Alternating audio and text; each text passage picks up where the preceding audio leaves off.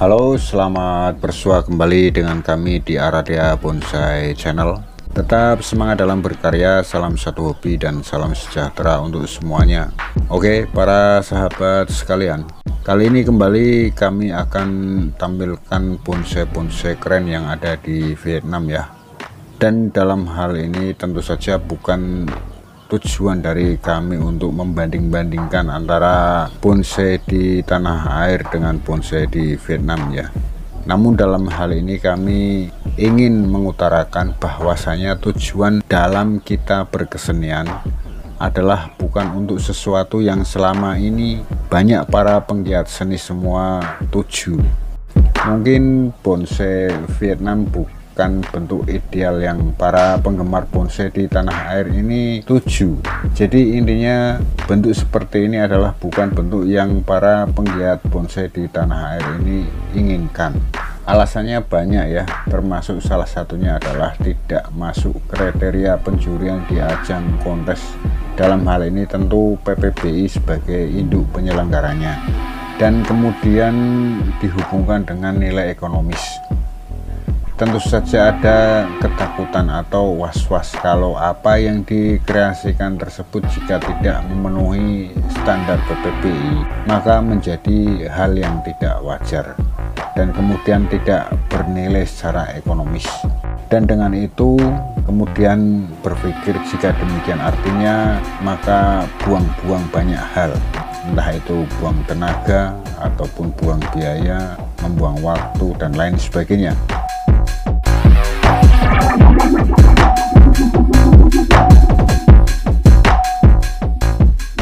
Dan itulah yang saya maksud tujuan dari kebanyakan para penggiat seni di tanah air tadi ya, yang padahal bukan itu, bukan yang selama ini kita pikirkan. Sebab alur atau tujuan sebenarnya dari berkesadaran berkesenian itu adalah untuk memuaskan batin, menumpahkan semua gerak keindahan yang kita miliki untuk kemudian hasilnya akan dipertontonkan kepada orang banyak. Dan saat orang lain terkagum-kagum, maka sang seniman pun akan merasa puas bahwasanya hal tersebut atau seni tersebut menjadi bercita rasa yang tinggi, karena tidak bisa dilakukan oleh setiap orang. Dan jikapun kemudian ada keuntungan secara finansial, namun itu bukan tujuan utama, istilahnya itu tujuan nomor 2. Jadi masalah finansial itu bukan tujuan utama kenapa kita itu memilih jalur berkesenian. Itulah yang saya maksud.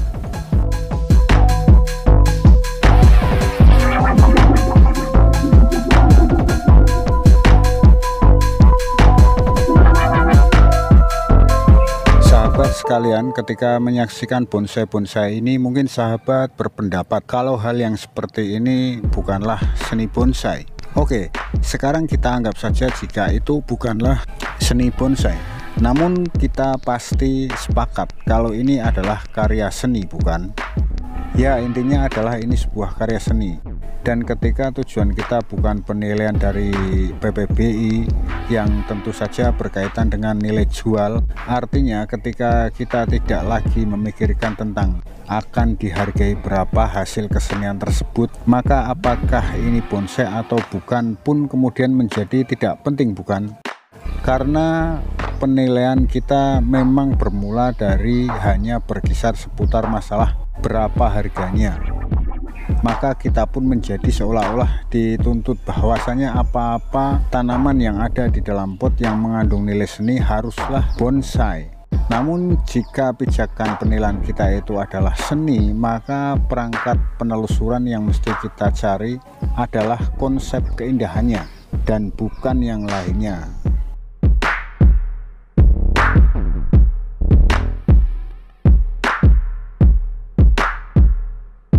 Oke, satu hal lagi yang perlu sahabat sekalian ketahui, dalam dunia kapitalis, seni merupakan salah satu alat paling ampuh untuk menjajah ideologi sebuah bangsa.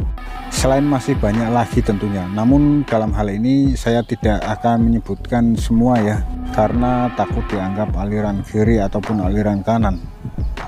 Namun seandainya kita sadar seperti musik ataupun film, para kaum kapitalis nyata sekali jika mereka menyodorkan satu fobia yang tidak berkesudahan dari pakaian, makanan, dan kemudian gaya hidup agar kita terlena dan kemudian mengikutinya.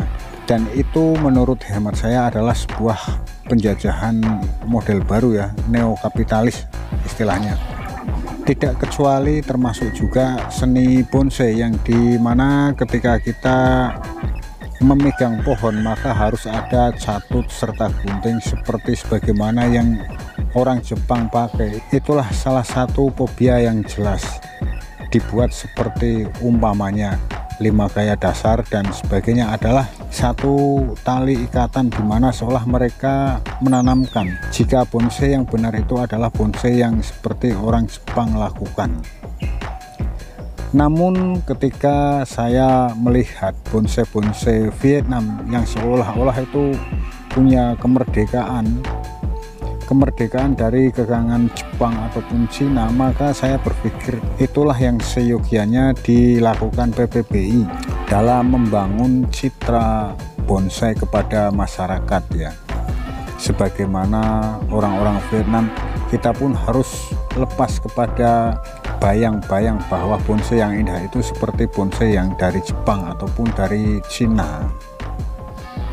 Oke, namun media ini agaknya terlalu pendek jika harus menerangkan sebuah konsep yang panjang tentang hal itu. Ya, namun jangan khawatir, kita akan menapak dengan perlahan-lahan, sedikit demi sedikit, karena pemahaman itu memang memerlukan waktu yang panjang ya. Tetaplah ikuti channel ini agar Anda tidak ketinggalan artikel-artikel berikutnya ya. Yang penting jangan pernah berhenti untuk belajar. Dan agar senantiasa terjalin dengan channel ini, maka sedikit saya perlu ingatkan terutama bagi sahabat yang baru saja bertandang ke channel ini ya, atau mungkin Anda berkenan mendukung kreativitas kami, silahkan sahabat bisa lakukan subscribe dan kemudian like jika dirasa sahabat suka dengan video yang kami sajikan ini. Lalu jangan lupa pula untuk mengaktifkan notifikasi loncengnya biar sahabat sekalian tidak ketinggalan video-video terbaru dari kami selanjutnya.